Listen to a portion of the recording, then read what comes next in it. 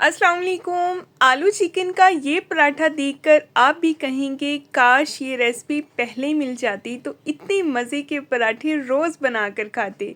तो आज मैं आपसे शेयर करूँगी जी मज़ेदार आलू चिकन के पराठे की रेसिपी। तो पराठे बनाने के लिए यहाँ पे मैंने 2 बड़े साइज़ के आलू लिए हैं। इनको इस तरह से बड़े बड़े क्यूब्स में काट लिए और साथ कुछ चिकन के पीसीस हैं। आलू और चिकन को इकट्ठा ही हमने बॉईल कर लेना है। मैंने इसमें 1.5 ग्लास पानी शामिल किया है और आलू चिकन को पकने के लिए छोड़ दिया है। तो आलू चिकन जब तैयार हो जाएगा तब आलूओं को हमने गरम गरम ही मैश कर लेना है, ठीक है। और जो चिकन है उसको सेपरेट कर लेंगे। तो यहाँ पे सबसे पहली ट्रिक तो ये है कि आलूओं को कभी भी ठंडा करने के बाद आपने मैश नहीं करना, क्योंकि फिर आलू सही से मैश नहीं होते, सख्त हो जाते हैं। गरम गरम आलूओं को मैश करेंगे और इसके बाद इसको ठंडा होने के लिए छोड़ देंगे। पहली टिप यहाँ पे आपको मैं यही दूंगी कि आलूओं को हमेशा पहले ठंडा होने दें। मैश पहले कर लें लेकिन बाद में इनको ठंडा करके बाकी इसमें चीज़ें ऐड करें।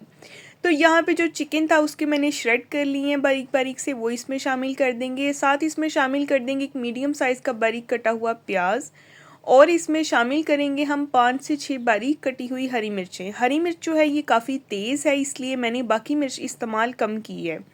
हस्बे ज़रूरत इसमें नमक ऐड करेंगे, 1 टीस्पून साबुत सफ़ेद ज़ीरा, हाफ़ टी स्पून कुटी हुई लाल मिर्च और 1 टेबलस्पून खुश्क धनिया। हाथ पे मसल के इसको ऐड करेंगे, इससे बहुत प्यारी खुशबू आएगी।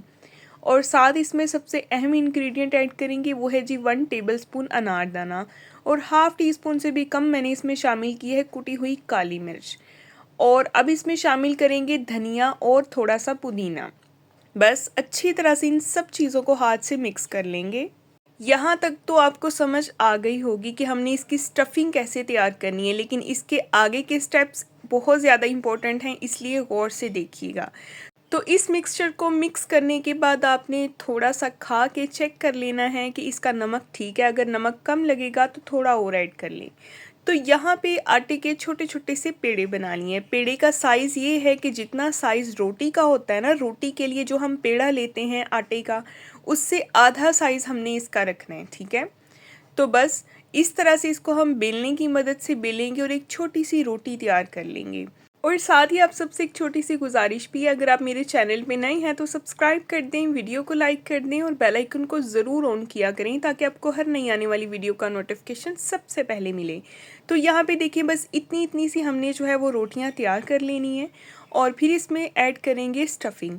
स्टफिंग आप जितनी चाहे इसमें ऐड कर सकते हैं, ये पराठा नहीं फटेगा क्योंकि आलू जो हैं वो पानी नहीं छोड़ेंगे अगर आप उसको इस तरीके से ही तैयार करेंगे जिस तरीके से मैंने आपको बताया है। क्योंकि अक्सर पराठे फटने की वजह यही होती है कि आलू जब पानी छोड़ देते हैं तो पराठे फट जाते हैं। लेकिन अगर आप आलूओं को ठंडा करेंगे इन सारे स्टेप्स को फॉलो करते हुए तो फिर आपका पराठा नहीं फटेगा, बिल्कुल परफेक्ट रेडी होगा। तो बस यहाँ पे पराठे को दोनों तरफ से पका के हम इस पे लगाएंगे घी। आप चाहें तो ऑयल का इस्तेमाल भी कर सकते हैं, चाहे देसी घी लगाएं या फिर नॉर्मल घी का इस्तेमाल करें, आपकी अपनी मर्ज़ी है। तो बस यहाँ पे आपने पराठे को फ़ौरन से ट्विस्ट करते जाना है और ये बहुत ही प्यारा सा क्रिस्पी हो जाएगा और गोल्डन सा कलर भी आ जाएगा। इंशाल्लाह इस तरीके से जब आप पराठे बनाएंगे ना तो आप बाज़ार के पराठे भूल जाएंगे। अच्छा, आटे की जगह पे आप मैदे का इस्तेमाल भी कर सकते हैं, आपकी अपनी चॉइस है, लेकिन आटा जो है वो बेसिकली ज़्यादा हेल्दी है, इसलिए मैंने आटा ही इस्तेमाल किया है, घर का नॉर्मल जो गंदम का आटा होता है।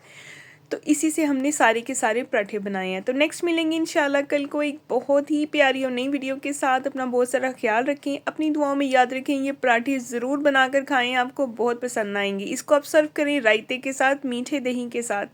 तो नेक्स्ट मिलेंगे जी कल। अल्लाह हाफिज़।